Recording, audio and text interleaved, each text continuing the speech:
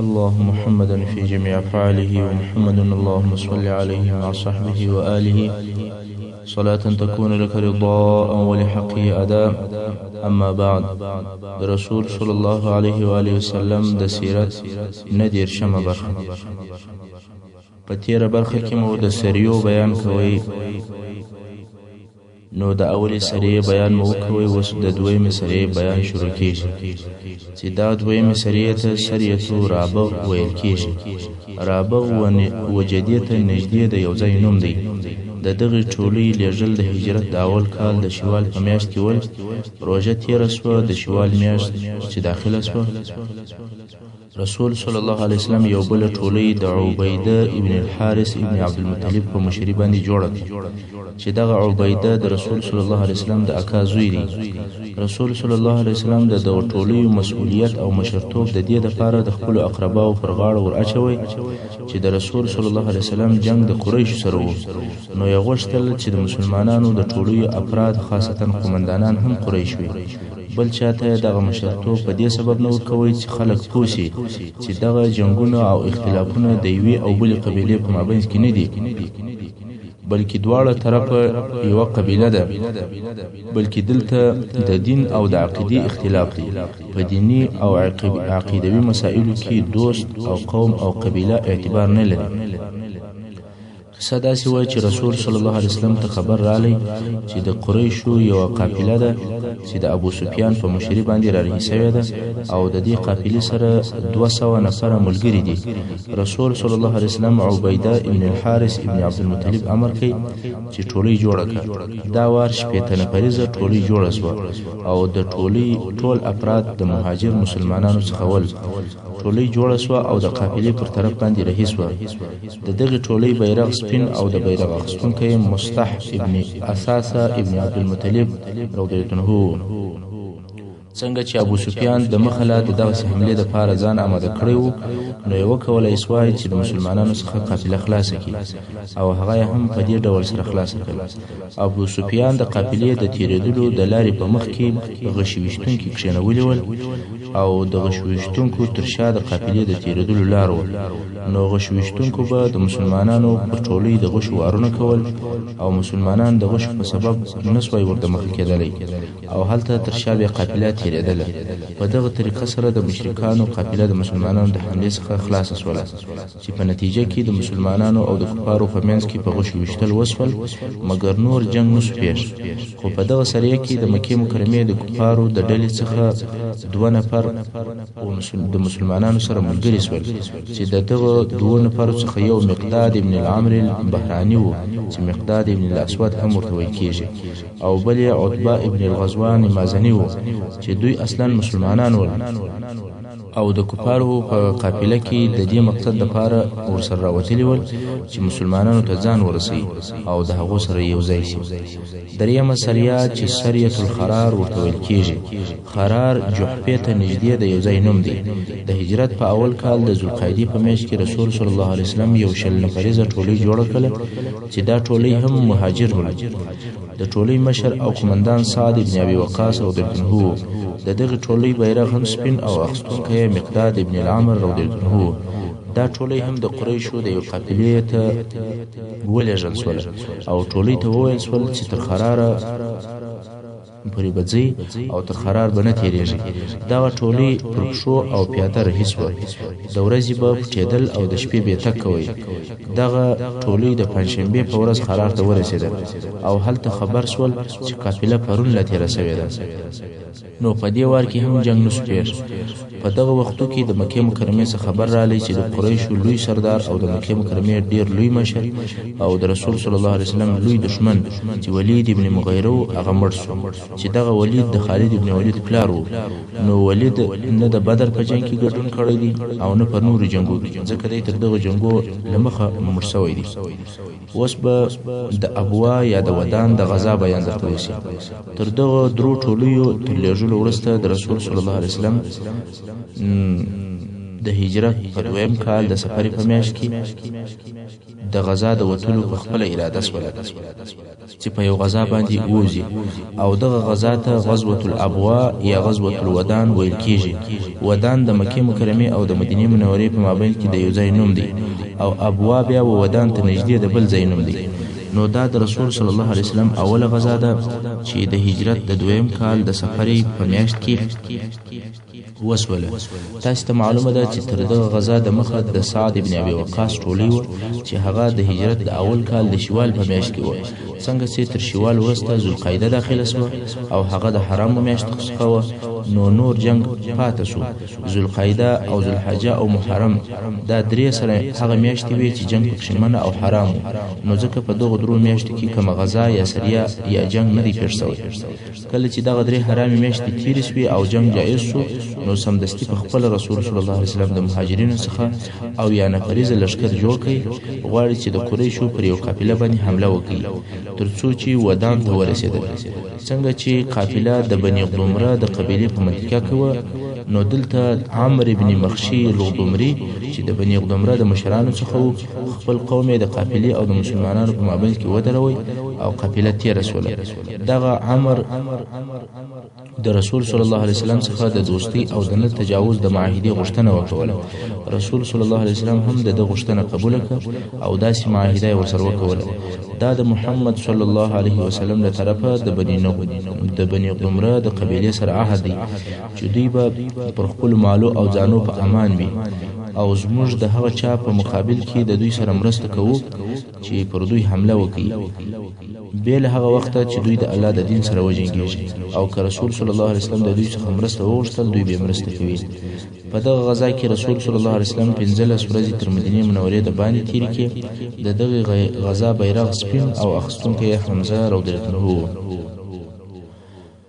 دویم د بوات غزا د هجرت د دویم کال د ربیع الاول په میاشت کې دویم وار بیا خپل رسول صلی الله علیه وسلم په غزا ووتی چې دا د رسول صلی الله علیه وسلم دویمه غزا ده او غزوه البوات ورته ویل کیږي. بوات د جوهینه د غرو څخه د یو غر نوم دی چې د شام ولارې ته نږدې دی. دا وار د رسول صلی الله علیه وسلم سره 200 نفر سپاره ورسره و چې په دغه وخت کې د مسلمانانو هغه لوی لشکر دغه و او د دې غزا څخه بیا هم د قریشو یو قافله مقصد و چې 2500 اوښان پکښې ول او د دغه لوی قافلې سره فقط 100 نفر ساتونکي ملګري ول.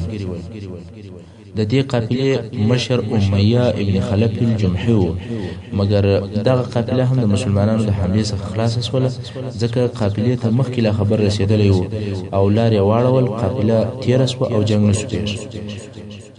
دغه اسلامي لشکر بیرغ سپین او د بیرغ اخیستونکی سعد ابن ابي وقاص رضی الله عنه.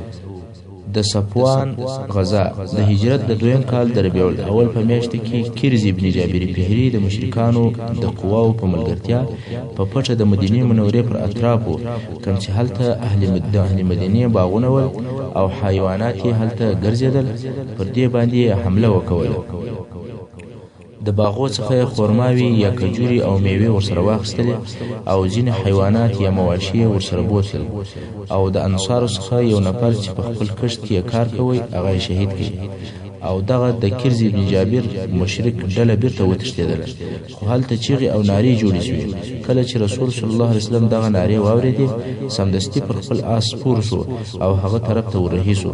اصحاب کرامو چې واورېدل چې رسول صلی الله علیه وسلم هغه خواته او هغه طرف ته تللی دی، نو هر یو کوشش کوي چې زر هغه طرف ته رهي شي، هر یو ځان تیاروي او رهي کېدی، نو خود پاشلی او یو پر هغه طرف ورهي و ځکه یو په واقعا خبرېږي او پسې ور روانېږي. په دغه حال کې د مسلمانانو او یا نفریزه لشکر جوړ شو په کرز او د هغه په قواو پسې ورووتی. کرز چې تر شا په ځان پسې نفر ولیدل، هغه خورماوي چې د ده سره ورسره وي هغه یې وغورځولې، اوس غواړي چې ځان خلاص کړي او هغه اول نفر چې په ده پسې دی او تعقیبوي هغه په خپل رسول صلی الله علیه وسلم دی، تر څو چې د بدر سره و یو شیلې ته ورسېدی چې و دغه شیلې ته صفوان ویل کیږي او ځان اخلاص کوي. نو دغه غزا نوم هم غزوة الصفوان سو، مګر د مسلمانانو لشکر په کرز پسې نور ورسېدی او بې له جنګه بیرته راوګرځېدی. دغه غزا ته د بدر اوله غزا هم ویل کیږي. په دغه غزا کې د مسلمانانو بیرغ سپین او اخیستونکی علي ابن ابي طالب رضی الله عنه. د ذوالعشیره غزا، ذوالعشیره د ینبوع و طرف ته د یو ځای نوم دی. د هجرت د دویم کال د جمادی اول د میاشتې په اخر کې رسول صلی الله علیه وسلم د یو نیم سلو نفر مهاجرینو په ملګرتیا چې 10 اوښان د غزا دپاره ورسره ول، نو د غزا په نیت باندې ووتل. د دې غزا مقصد د قریشو یو قافله وه چې پر هغه قافله باندې دوی حمله وکړي، ځکه مسلمانانو ته خبر ورسېدلی و چې د مکې مکرمې څخه د قریشو یو لو قافله راوتلې ده چې د ټولو قریشو مالونه پکښې دي او شام ته ځي. نو مسلمانانو غوښتل چې پر دغه قافله باندې حمله وکړي. مسلمانان چې ذوالعشیره ته ورسېدل، خبر شول چې قافله څو ورځې مخکې تېره سوې ده. دا هغه قافله ده چې د شام څخه بیرته د راتګ په وخت کې مسلمانان د حملې دپاره ورووتل او په نتیجه کې د بدر لویه غزا پیښه شوه. دغه د ذوالعشیره په غزا کې رسول صلی الله علیه وسلم د بني مدلج د قبیلې او د هغو د خلفاو سره د نه تجاوز یا د نه حملې کولو معاهده هم ولیکل. او رسول صلی الله علیه وسلم په دغه منطقه کې د ډېرې مودې دپاره چې څوک وایي یوه میاشت پاتې شو. دا د دې دپاره چې د مسلمانانو قوت، قدرت او سلطه خلکو ته ورمعلوم شي، ځکه دا هغه منطقې دي چې مسلمانانو ته نږدې دي او د دغو منطقو خلک د مسلمانانو قوت او طاقت ومني، او په عین حال کې دغه منطقې د قریشو د قبیلو لارې هم دي. په دغه غزا کې د مسلمانانو بیرغ سپین او اخیستونکی حمزه رضی الله عنه. تر دې ځایه پر موږ د مسلمانانو په عسکري او اطلاعاتي حرکتو په ترتیب سره بیانېدل وکول. اول د درو سریو بیان مو درته وکړي او بیا مو د رسول صلی الله علیه وسلم د 4 غزاو بیان درته وکړي چې نه په سریو کې جنگ پیښ شوی دی نه په غزاو کې. او اوس پر هغه ترتیب 4مې سریې ته راورسېدلو. 4مه سریه سریة النخله ورته ویل کېږي. نخله د طائف او د مکې مکرمې په مابینځ کې د یو ځای نوم دی.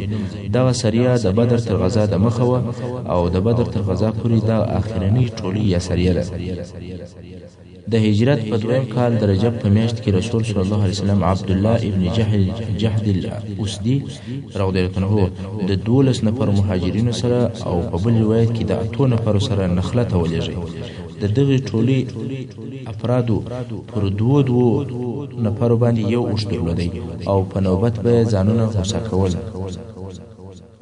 په دغه ډله کې سعد ابن ابي وقاص رضی الله عنه هم و او رسول صلی الله علیه وسلم دغه عبدالله ابن جحش ته یو لیک هم ورکړی و او ورته ویلي ول چې دغه لیک به تر هغو نه ګوري چې د 2 ورځو مزل مو نه وي کړی. دغه ټولۍ چې 2 ورځې لار ووهل بیا نو لیک خلاص کړي او وی وایي په لیک کې د رسول صلی الله علیه وسلم اوامر داسې لیکل شوي ول. کله چې د زما لیک ووایي نو د نخله طرف ته چې د طائف او د مکې مکرمې په مابین کې دی رهیسه او هلته واړوه. د قریشو د قافلې انتظار کوه، که مقابله پیدا کړ او په وسه مپرس وه چې ټوله یا یو څه غنیمت واخلي دا کار وکړي. عبدالله ابن جحش رضی الله عنه سمعا و طاعتا، یعنی ستا امر مې واورېدی او اطاعت یې کوم لکه موږ چې وایو پر دواړو سترګو. عبدالله ابن جحش رضی الله عنه خپلو ملګرو ته وویل چې زه مو پر دې کار باندې نه مجبوره کوم چې خامخا به زما سره ځئ. که د چا شهادت خوښ وي را سره ملګری دي سي او که مرګ نه وي خوښ بیرته دې وګرځېږي. زه خو پخپله دغه ځای ته تلونکی یم. تاسو ته معلومه ده چې په صحابه کرامو کې بلکې په ټولو مسلمانانو کې داسې څوک نه و چې د رسول صلی الله علیه وسلم اطاعت یې نه وکړي او شهادت یې نه وي خوښ او دغه اطاعت د دوی د کامیابۍ سبب و. نو ټوله ورسره رهي شول. خو په لار کې سعد ابن ابي وقاص او د عتبه ابن الغزوان هغه اوښ ورک شو چې د دوی دواړه په شریکان ول او په نوبت به یو پر سپرېدل. دغه 2 نفره د خپل اوښ په پیدا کولو پسې ولاړل. عبدالله ابن جحش جحش په نخله کې واړول. په دغه وخت کې د قریشو قافله رااله چې وڅکي او ممیز او څرمنې او نور تجارتي مالونه پکښې موجود وو، او د قافلې سره ملګري خلک دغه 4 نفره ول. اول عمر ابن الحضرمي، دویم حکم ابن الکیسان، دریم عثمان او څلورم نوفل چې دغه عثمان او نوفل د عبدالله ابن مغیره زامن دي. مسلمانانو مشوره سره وکوله چې نن د رجب اخري ورځ ده او رجب د هغو میاشتو څخه دی چې جنگ او تجاوز پکښې حرام دی، نو که جنگ ورسره وکړو د حرامو میاشتو حرمت مو مات کړي، او که نن شپه پرېږدو قافله د حرم منطقې ته داخلېږي چې هلته هم جنگ حرام دی، نو یې پر دې اتفاق سو چې جنگ به ورسره وکړو. دا یو روایت و. او په بل روایت کې وایي چې د اصحاب کرامو دا خیال و چې رجب وتلی دی او شعبان داخل سوی دی، نو خود جنگ او جدال چې و هغه جائز او روا و. په هر صورت مسلمانانو پر قافله باندې حمله وکوله. د قافلې د نفرو څخه یو نفر چې عمرو ابن الحضرمي و په غشي وویشتل سو او ووژل سو، چې دغه نو اول مشرک سړی دی چې د مسلمانانو د طرفه وژل کیږي. څنګه چې د قافلې خلکو آمادګي نه درلودله، وارخطا سول او په تیښته یې شروع وکول. مسلمانانو د کفارو څخه 2 نفره بندیان ونیول چې یو یې حکم ابن الکیسان او بل یې عثمان و، او نوفل په تیښته ځان خلاص کړ. مسلمانانو د قریشو ټوله قافله او هغه 2 نفره بندیان مدینې منورې ته راوستل. عمرو ابن الحضرمي اول مشرک دی چې د دغې ټولۍ له طرفه ووژل سو، او دا اول وار دی چې بندیان نیول کیږي، او دا اول غنیمت دی چې اخیستل کیږي. سبحان الله، مخکې به 10 نفریزه 15 نفریزه حتی 200 نفره به ولاړل او وبلېږل سول. بې له دې څخه چې څه وکړي بېرته به په خالي لاس راغلل، مګر دا وار یې 6 یا 10 نفرو ټوله قافله او بندیان راوستل. دا د قادر الله قدرت و. مګر مشکله خبره دا ده چې دغه ټول واقعات په حرامه میاشت کې چې رجب دی پېښ شول، او رسول صلی الله علیه وسلم دغه د دوی د کار څخه ډیر ناراض و، او دوی ته ویل ما په حرامه میاشت کې تاسو په جنگ نه واست امر کړی. په دې کار سره مشرکانو ته هم پر مسلمانانو د تهمت ویلو موقع په لاس ورله. په عربو کې اوازې خپرې کړي چې مسلمانانو هغه میاشتې حلالې وګرځولې چې الله جل جلاله حرامې کړي دي، چې دا کار په عربو کې ډېر لوی عیب او بد کار بلل کېدی، او هر هغه جنگ چې په حرامو میاشتو کې به پېښ سوی و هغه ته به حرب الفجار وایي. او اوس مسلمانان په حرامو میاشتو کې جنگ او تجاوز کوي. دا ډېر بد کار دی. په دې باره کې د مشرکانو له طرفه خبرې او تبلیغات ډېر زیات شول. اوس چې د ټولۍ نفر د قافلې غنیمتونه رسول صلی الله علیه وسلم ته ورکوي، رسول صلی الله علیه وسلم د غنیمتو د قبلولو څخه انکار کوي، او تاسې څنګه په حرامه میاشت کې جنگ او حمله کوله؟ هغه وویل یا رسول الله زموږ دا خیال و چې رجب وتلی دی او شعبان داخل سوی دی، مګر رسول صلی الله علیه وسلم نه راځي چې دغه غنیمتونه واخلي. قریشو رسول صلی الله علیه وسلم ته حال ورولېږي او پوښتنه یې وکړه چې آیا تاسې حرامې میاشتې حلالې وګرځولې؟ رسول صلی الله علیه وسلم وفرمایل یا حرامې میاشتې مو نه دي حلالې ګرځولې، بلکې حرامې میاشتې حرامې دي، خو دا کار په سهو او په خطا کې پېښ شو، او دغه خطا د پیښېدلو په سبب عذر وایي. قریش وویل ښه، نو دغه 2 نفره بندیان مو بېرته راایله کړئ. رسول صلی الله علیه وسلم وفرمایل یا دا هم تر هغو نه در ایله کوو څو چې زموږ 2 نفره نوي راغلي، چې هغه 2 نفره سعد ابن ابي وقاص او عتبه ابن غزوان وو. ځکه دغه 2 نفره چې د اوښ په پیدا کولو پسې تللي ول تر اوسه لا نه ول راغلي. نو د رسول صلی الله علیه وسلم سره دا تشویش و چې قریشو نه یې نیولي. نو خود یې وویل که کله چې زموږ هغه 2 نفره راسي بیا نو بندیان درکوم. هغه 2 نفر مسلمانان هم لږ وخت وروسته راغلل.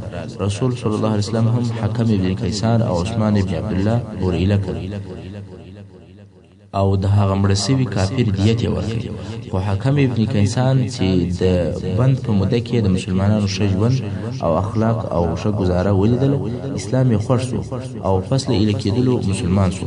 مکې مکرمې ته نه ولاړی، بلکې په مدینه منوره کې پاته سو، او عثمان ابن عبدالله تر ایله کېدلو وروسته مکې مکرمې ته ولاړی او هلته مړ سو.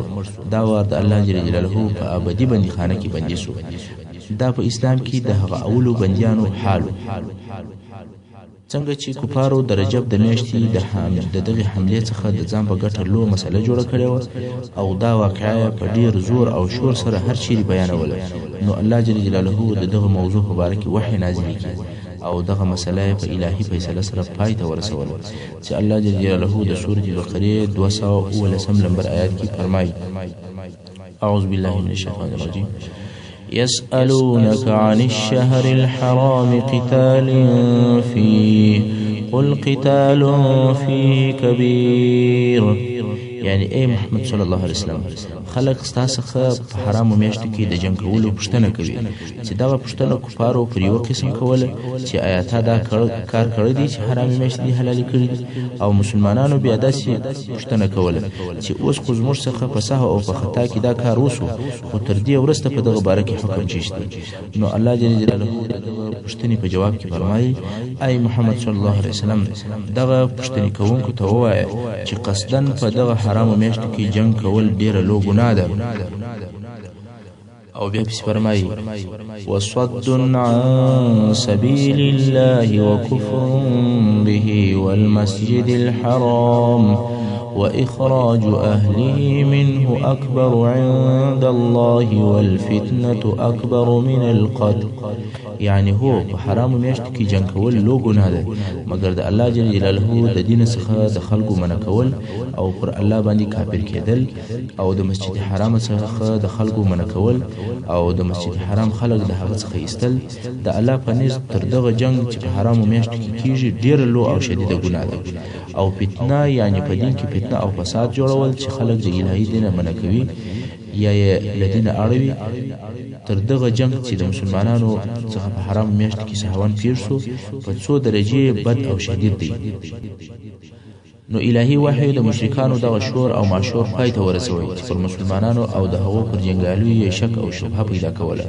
چې دغه د مشرکانو خبرې پوچې او بې معنا دي ځکه تاسې یاست ای مشرکانو چې حرام میاشتې حلالي ګرځوئ حرام ښار چې مکه مکرمه و هغه حلال ګرځوئ تاسې پر مسلمانانو ظلمونه وکول د خپلو کورو څخه مو وایستل د مسلمانانو د دین او د توحید په سبب مو هغو ته تکلیف او ازارونه ورکړل آیا مسلمانان په بلد الحرام کې نه ول مقیم تاسې د هغو د مالو د غصبولو او د هغو د نبی د وژلو فیصلې په دغه بلد الحرام کې نه کې صادرې اوس نو څه پیښه شوه چې دفعتاً حرامو میاشتو حراموالی رالی او په هغو کې جنګ کول ډیر بد کار شو نو معلومه خبره ده چې دغه اوازې چې تاسې نشروي د شرم او د وقاحت څخه نه دي خالي دا هغه سری او غزاوې وې چې د بدر طلوعي غزا د مخې پیښ شوي دي او په یوه کې نه قتل شوی دي او نه مالونه اخیستل شوي دي بې له دغه اخرنۍ سریه څخه چې دغه سریه هم پس له هغه څخه وه چې د کیرز ابن جابر په مشري مشرکانو پر مدینه منوره حمله وکوله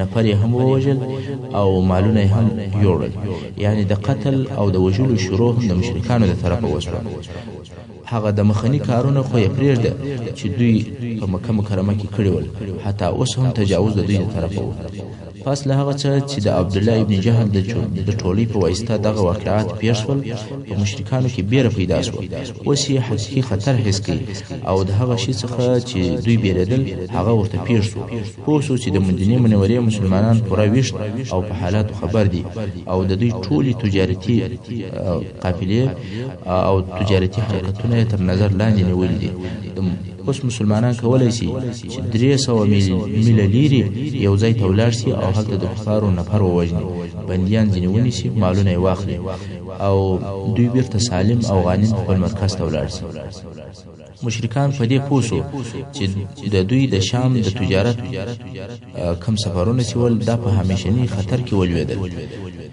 خو د دې پر ځای چې د مکې مکرمې مشرکان د هغه خپل طغیان او سرکشي څخه راویښ شي د صلح او د نه تجاوز معاهدې ولیکي لکه د جهینا او د بنو دومره قبیلو چې ولیکلې د قریشو حقد او حسد نور هم زیات شو د دوی مشرانو او سردارانو هغه چې مسلمانانو ته به تهدیدونه ورکول او مسلمانان به بیرول دوی پر خپل کیسه باندې نور هم سټینګ شول مګر د عبد الله ابن جهش تر سریه ورسته د شعبان په میاشت کې پر مسلمانانو جهاد فرض شو او د جهاد د فرضیت په باره کې واضح او روښانه آیاتونه نازل شول چې الله جل جلاله د سورة بقره په 190 نمبر آیات کې فرمایي اعوذ بالله من الشیطان الرجیم وقاتلوا في سبيل الله الذين يقاتلونكم ولا تعتدوا إن الله لا يحب المعتدين یعنی ای مؤمنانو د الله جل جلاله په لار کې د هغه چا سره جنگ کوئ چې ستاسو سره جنگ کوي